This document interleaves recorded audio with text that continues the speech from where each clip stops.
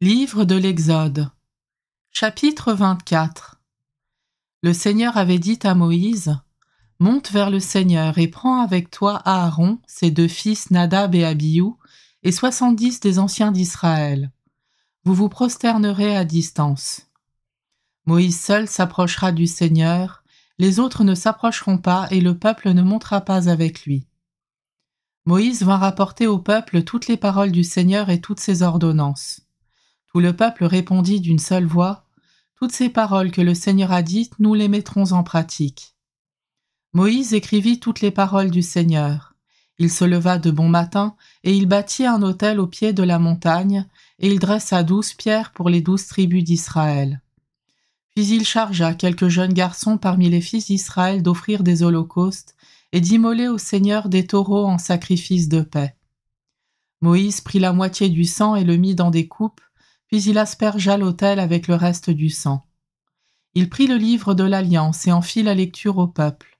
Celui-ci répondit, « Tout ce que le Seigneur a dit, nous le mettrons en pratique, nous y obéirons. » Moïse prit le sang, en aspergea le peuple et dit, « Voici le sang de l'Alliance que sur la base de toutes ces paroles le Seigneur a conclu avec vous. » Et Moïse gravit la montagne avec Aaron, Nadab et Abihu, et 70 des anciens d'Israël.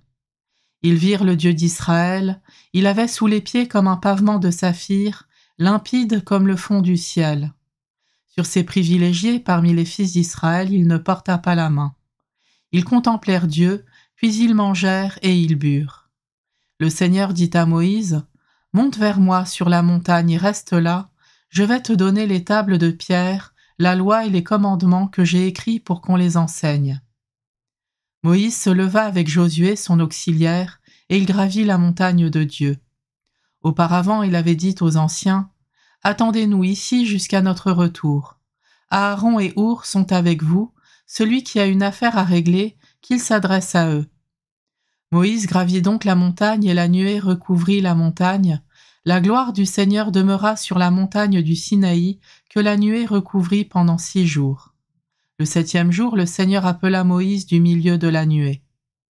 La gloire du Seigneur apparaissait aux fils d'Israël comme un feu dévorant au sommet de la montagne. Moïse entra dans la nuée et gravit la montagne.